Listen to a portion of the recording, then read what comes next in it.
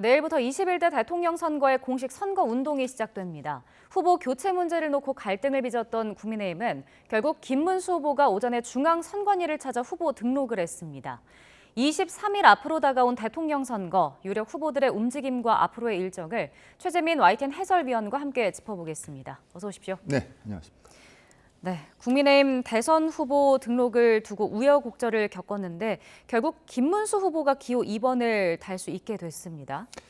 네, 그 두 사람의 그 운명을 가른 것은 결국 당원들의 당심이었습니다. 네. 국민의힘은 어제 그 전 당원들을 대상으로 한 그 대선 후보를 그 한덕수 후보로 변경하는 것에 대한 그 조사를 ARS 조사를 했는데요. 네. 조사는 어제 오전 10시부터 밤 9시까지 진행이 됐습니다. 조사 내용은 한덕수 후보로의 그 후보 변경에 찬성하는지와 한덕수 후보자로 그 변경해 지명하는 것에 어떻게 생각하는지를 묻는 것이었습니다. 네.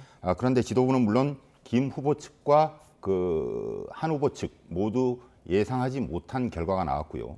예상을 뒤엎고 반대 의견이 찬성보다 더 많은 것으로 나타나 후보 교체하는 결국 부결됐습니다. 그렇죠. 사실 과정을 보면 사실 김문수 후보에게 좀 불리하게 돌아가는 듯했지만 어젯밤 늦게 좀 급반전된 거잖아요. 그렇습니다. 그 김문수 후보는 그 지도부의 후보 교체를 그 막기 위해서 전국 그 위원회와 전당대회 개최를 금지하고 후보 지위를 확인해 달라는 가처분 신청을 그 법원에 이제 그 제기를 했지만 기각되면서 그 상황은 김 후보에게 더욱 불리하게 흘러간 게 그 사실이고요. 네. 그런데 그 어제 오후부터 상황이 조금씩 그 변화하고 있다는 그 미묘한 그런 것들이 이제 감지가 되기 시작했는데 우선 그 경선에 참여했던 후보들과 비주류 의원들이 그 단일화를 계획한 지도부를 일제히 비판하며 그 김 후보를 엄호하고 나섰습니다. 네. 실제로 보면은 그냥 그래픽에도 나옵니다만 그 국민의힘 모습이 아니다. 그 막장극을 자행하고 있다. 한밤중 후보 약탈 교체로 파이널 자폭을 한다. 북한도 이렇게는 안 한다. 이런 글이 잇따라 이제 SNS를 통해서 올라왔고요. 네. 이런 가운데 국민의힘 당원들도 근소하지만 김문수 후보의 손을 들어줘서 사태는 일단락됐습니다. 네. 앞서 김문수 후보와 한덕수 전 총리의 단일화 논의 과정을 보면 역선택 방지 조항에서 좀 이견이 있지 않았습니까? 그래서 협상도 좀 결렬이 됐었는데 국민의힘 지도부와의 예상과는 좀 다르게 흘러간 것 같아요. 그렇습니다. 그 국민의힘이나 그 보수를 그 지지하는 유권자 입장에서는 단일화를 해야 된다는 그 큰 명제를 그 반대하는 사람은 아마도 없었을 겁니다. 그런데 이제 과정이 문제였는데요. 네. 국민의힘 지도부가 무리수를 두기 시작한 건 김문수, 한덕수 후보의 2차 협상이 불발된 그제 밤부터였다고 봐야 될 것 같고요. 후보 등록 전까지 그 단일화가 어려워 보이자 당 지도부가 약속 불이행을 이유로 그 김문수 후보의 대선 후보 지위를 박탈해 버렸습니다. 김문수 후보의 후보 자격을 취소하고 새로운 후보자가 등록하는 그 절차까지. 네, 어제 새벽 2시 반에 비대위가 기습적으로 김문수 후보 선출을 취소하는 결정을 내린 것이나 불과 30분 만에 30분 뒤에 1시간 만에 새 후보 등록을 위한 신청을 받았는데 한덕수 후보만을 위한 절차였다는 것도 한 요인이 아닌가라는 생각이 들었습니다. 네. 원내 두 당이 이 당이 경선을 통해 선출한 자당의 대선 후보를 강제로 끌어내리고 후보를 교체한 헌정사상 초유의 일이 벌어진 건데 김문수 후보는 야밤에 정치 쿠데타라며 강하게 반발을 했고요. 여기까지가 어제 새벽까지의 상황이고요. 네. 제가 생각하기에는 단일화라는 큰 명분은 있지만 그 과정에서 희생과 감동을 보여주지 못했고요. 또한 정치의 협상은 서로 이제 주고받는 것인데 네. 서로 이익만을 챙기려 했다는 모습도 준 것도 사실이고요.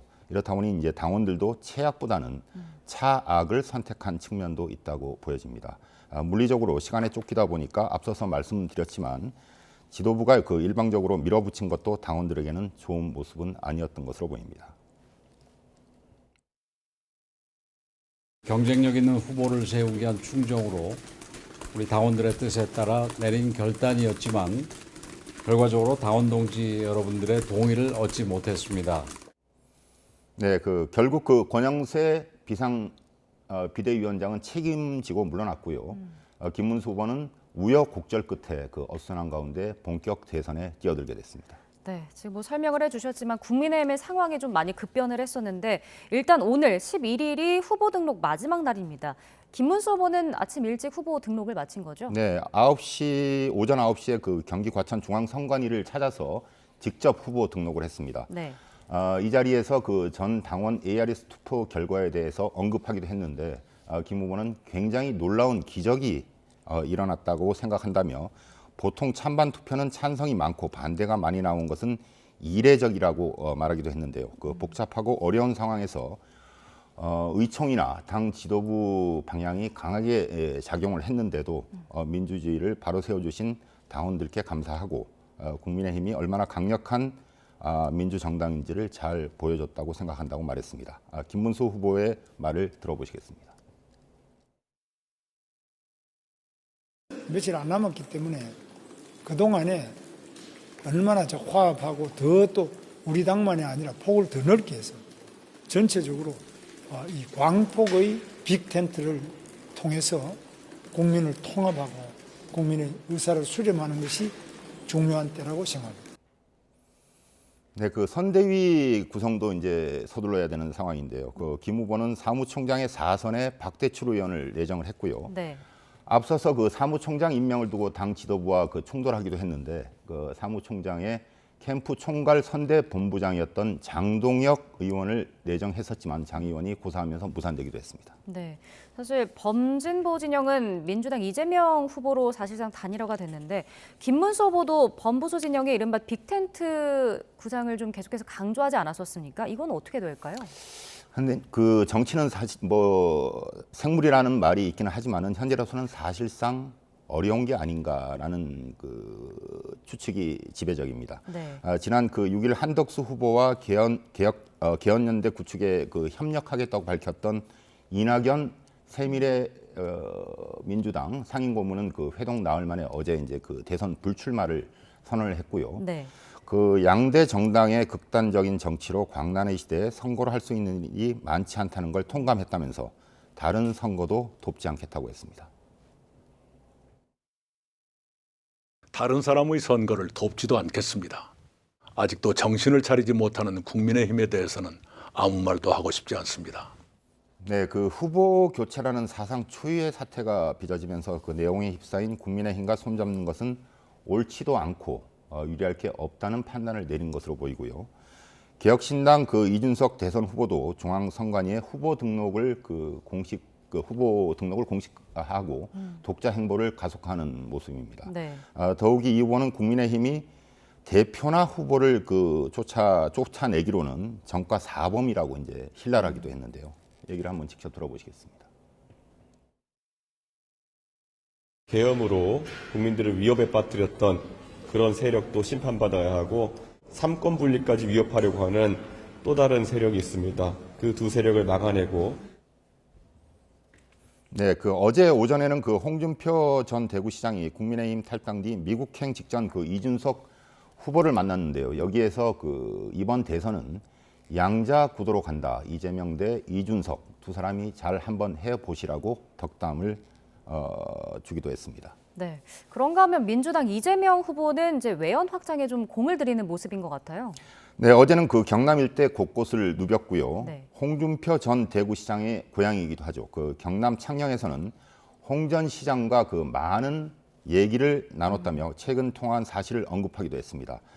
자신과 정치적 입장은 다르지만 홍 전 시장이 변칙과 반칙을 용인하지 않는 사람이라면서 같이 협력해야 한다고 지켜 세우기도 했습니다. 나름대로 자기의 입장을 그런대로 유지해온 훌륭한 정치인이에요. 같이 하려고 합니다. 같이 할 길을 찾아야죠. 네, 대통령이 되면 좌우를 가릴 필요가 없고 모두를 대표해야 한다면서 국정 운영에 홍 전 시장 영입도 마다하지 않을 거라는 의사도 내비쳤고요. 이 같은 발언은 실용주의를 재차 내세우는 동시에 외연 확장을 시도한 거라는 해석도 나오고 있습니다.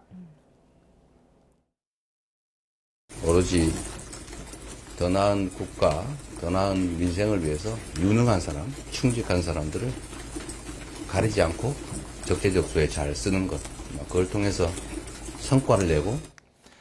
네, 이 후보는 오늘 그 전남 방문을 끝으로 그 10일간의 경청 투어를 모두 마무리하고 공식 선거전에 돌입하게 됩니다. 네, 민주당은 그동안 이재명 후보의 사법 리스크에 좀 전전긍긍하면서도 이제 사법부를 향해서는 좀 압박 공세를 계속 이어가고 있는데 이 배경은 저희가 어디서 봐야 될까요?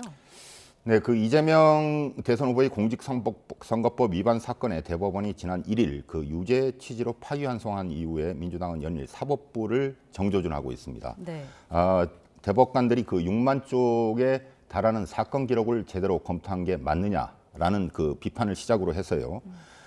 재판 경위 규명을 위한 청문회까지 의견한 상태인데 네. 이 후보가 유죄를 받은 그 선거법 허위사실 공표죄 구성 요건인 행위를 삭제하는 법안을 그 소관 상임위에서 이제 통과를 시켰고 국민 신뢰 저하에 따른 대응 차원이라면서 대법관을 기존 14명에서 무려 그 100명으로 증원하는 법안도 발의를 했습니다. 여기에 그 대통령의 당선이 되면은 재판을 정지시키는 법안을 법제사법위원회에서 단독으로 이제 의결을 했고요. 네. 조희대 대법원장 거치도 거듭 압박하고 있습니다. 조희대 대법원장은 더 늦기 전에 스스로 물러나야 합니다. 그것이 사법부의 명예를 지키는 길이며. 네, 이 같은 고강도 그 공세의 그 배경에는 주요 선거의 캐스팅 보트를 쥐고 있는 그 네. 중도층의 민심이 있다는 분석이 이제 지배적인데요. 지금 그래픽이 나오고 있지만 그 YTN은 물론 그 SBS와 중앙일보 여론조사 결과 이 후보 대법 판결을 바라보는 중도층 시각은 부적절하다는 의견이 더 우세했고요. 특히 네. 이제 격차가 보시면 아시겠지만 그 한 20% 포인트나 나는 조사도 있었습니다. 다음 것도 이제 이 후보가 대통령이 되면은 재판이 정지돼야 되는지를 묻는 여론조사를 봐도 YTN과 SBS, 서울경제 모두 중도층은 멈춰야 한다는 응답이 오차 범위 밖에서 더 높은 곳으로 이제 집계가 됐습니다. 네. 그런데 그 이 후보 파기 환송심 공판 기일이 대선 뒤로 연기되자 강경 기류의 그 미면 변화도 이제 감지가 되고 있고요. 조희대 그 특검법 발의와 선거법 개정안 법사위 처리를 보류하는 등 수위를 조절하고 나선 것으로도 보입니다. 네. 역시 그 중도층이 이제 거부감이 들지 않도록 숨고르기에 나선 것이라는 해석이 나오고 있고요. 본격적인 그 선거 국면에서는 정권 교체론에 그 힘을 싣기 위해서 민주당 전략의 무게추가 사법부 공세가 아닌 그 정책 비전으로 옮겨갈 것이라는 관측도 나오고 있습니다. 네, 정리를 해보면 이제 어제 민주당 이재명 후보, 개혁신당 이준석 후보에 이어서 이제 오늘 아침에 국민의힘 김문수 후보까지 이제 모두 후보 등록을 좀 완료를 한 상태입니다. 이렇게 되면 이제 내일부터는 공식 선거전에 들어가는 거죠? 네, 그 후보 등록 마감 시한은 오늘 오후 6시까지고요. 이달 29일과 30일 이틀간 그 아침 9시부터 오후 6시까지 사전 투표가 실시가 되고 네. 다음 달 3일 그러니까 아침 9시부터 저녁 8시까지 본 투표가 실시가 됩니다. 이번 대선은 그 헌정 사상 최초의 그 6월 장미 대선으로 이제 치러지는데 더불어민주당은 기호 1번, 그 국민의힘은 기호 2번, 조국혁신당은 기호 3번, 개혁신당은 기호 4번을 받게 됩니다. 네. 그런데 그 조국혁신당은 후보를 그 내지 않기로 이제 해서 조국혁신당에 부여될 기호 3번은 그대로 이제 결번이 되는 것이고요. 이번 선거에서 선출된 당선인은 대통령직 인수위원회의 출범 없이 당선증을 받는 즉시 바로 대통령직을 수행하게 됩니다. 알겠습니다. 자, 오늘 말씀은 여기까지 듣겠습니다. 지금까지 최재민 YTN 해설위원과 함께했습니다. 오늘 말씀 고맙습니다.